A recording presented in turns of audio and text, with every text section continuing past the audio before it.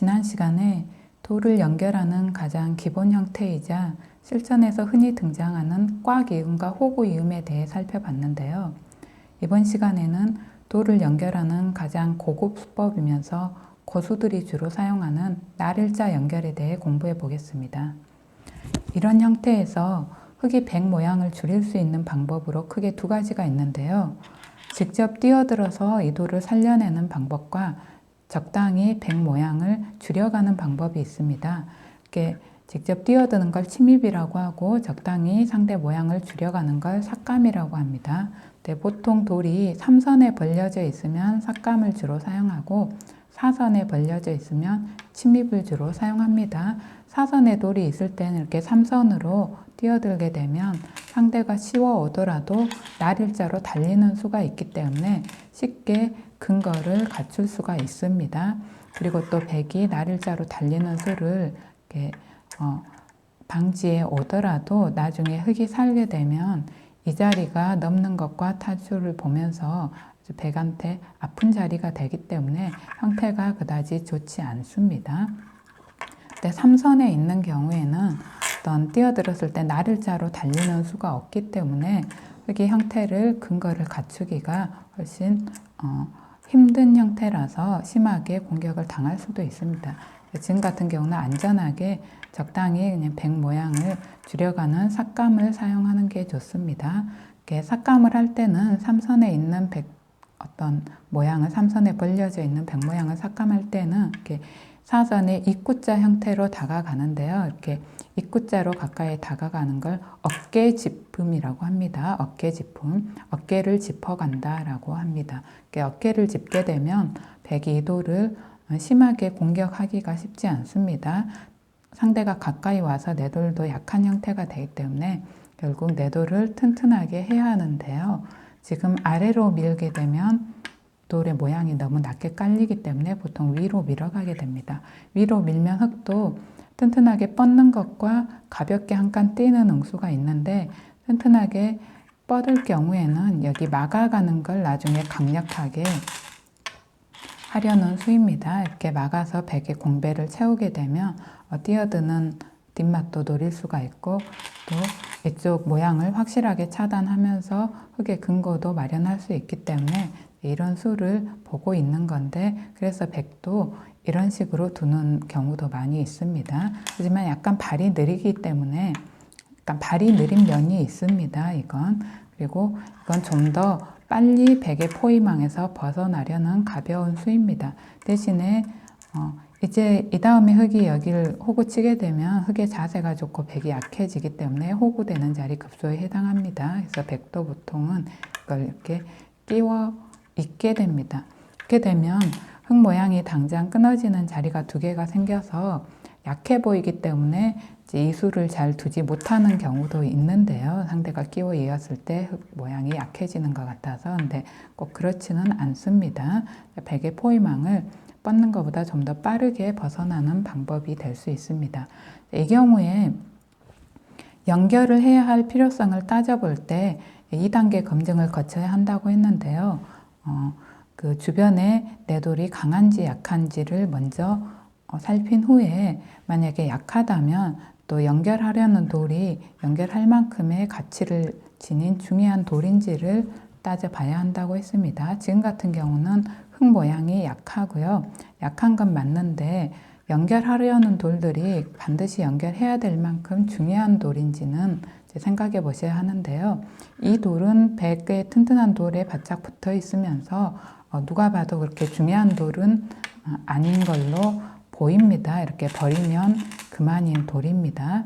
그런데 이 돌 같은 경우는 판단하기가 조금 더 힘들어요. 이게 중요한 돌인지 아닌지. 근데 이건 주변 배석과 좀 상관이 있는데요. 지금 같은 형태라면 이게 잡힌다고 하더라도 백이 이 돌을 잡는다고 하더라도 이 세력이 큰 모양을 형성할 수 있는 형태는 아니기 때문에 지금 이 돌도 그렇게 중요한 돌이 아닙니다. 지금 같은 경우에는 흙이 이 세 돌 중에 어떤 거 하나를 반드시 살려야겠다라고 생각하기보다는 이 부분에서 그냥 내 돌 하나만 살려내면 이쪽이 전부 다 백집이 되지는 않기 때문에 삭감에 성공했다고 생각할 수 있습니다. 그래서 그냥 이 부근에서 내 돌 하나만 살린다라고 생각을 하시면 되는데요. 그렇게 하나를 살릴 때도 적당히 모양을 갖추면서 살려내면 좋겠죠. 그래서 이 부분 약점을 어느 정도 보강하면서 모양을 갖추는 방법으로 이럴 때 날일자 연결을 생각하는 겁니다. 그래서 꼭 이 돌을 살리기 위해서 날일자로 어떤 연결의 형태를 갖추는 건 아니고요. 뭔가 그냥 이 부분에서 내 돌 하나를 살리기 위해서 형태를 갖춰가는 거라고 생각하시면 되겠습니다. 이렇게 날일자, 이렇게 날일자, 이런 날일자를 다 생각할 수가 있고요. 이건 이쪽으로 가장 영향을 미치는 날일자 연결, 이건 이제 이쪽으로 가장 빠르게 터져 나오는 날일자 연결, 이건 이제 중도적이면서 어떤 근거를 갖추기가 가장 편한 형태라고 할 수 있겠습니다. 이런 정도로 이렇게 꽉 있게 되면 튼튼한 형태이긴 하지만 조금 무거운 형태예요. 돌이 튼튼하긴 해도 어떤 근거를 갖추기가 쉽지 않은 형태라는 거죠. 전체가 쫓길 수 있습니다. 그래서 좀 더 이렇게 가볍게 두는 게 좀 더 빠르게 진출하면서 또 이후에 근거를 갖추기도 편한 형태가 됩니다. 그래서 이런 모양에서 어떤 연결을 생각할 때 날일자로 연결하는 방법이 좋다라는 걸 기억을 해 두시기 바랍니다. 이런 식으로 날일자로 연결했을 때 백 입장에서도 흙이 돌들을 가볍게 여기고 있는 건데 그렇게 가볍게 여기고 있는 돌을 끊어서 잡는 건 좋지가 않습니다. 이런 식으로 끊어서 잡게 되면 흙이 애초 의도했던 대로 이렇게 버리고 나서 중요한 돌만 그냥 살려내면 되기 때문에요. 그래서 이 돌을 살려내는데 성공을 한 거죠.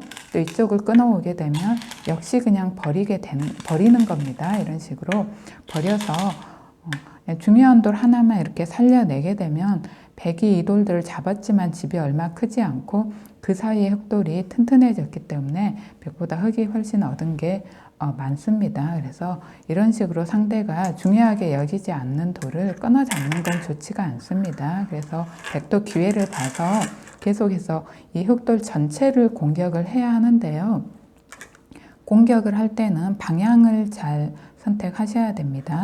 이쪽에서 공격을 해 갈 건지 식으로 계속해서 이쪽에서 공격을 해 갈 것인지 혹은 이쪽에서 공격을 해 갈 것인지 그걸 선택하셔야 되는데 이제 주변 배석과 밀접한 관련이 있기 때문에 주변 배석을 잘 살피시고 가끔은 어느 쪽에서 공격하는 게 좋을지 명확하지 않은 경우가 있습니다. 그럴 때는 이쪽 공격을 보류하고 다른 곳으로 손을 돌려서 진행을 하면서 주변 배석을 계속 살펴야 합니다. 그렇게 살피면서 이제 주변 배석에 따라서 공격의 방향을 정하는 게 좋고요.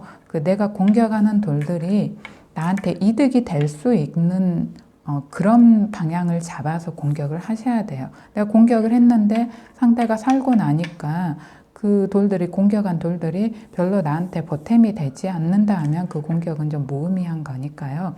공격할 때는 신중하게 돌의 방향을 결정을 하셔야 되고 당장 판단이 어려울 경우에는 보류를 하시기 바랍니다. 그래서 이렇게 공격할 때 어떤 너무 직진으로만 공격을 해서 상대가 죽든지 살든지 어떤 결론을 낼 때까지 무작정 공격을 하지 마시고요. 항상 공격을 하실 때는 공격하는 내 돌들이 나중에 나한테 보탬이 될 수 있게 하는 그런 방향으로 어떤 공격하는 돌의 방향을 잡으셔야 합니다.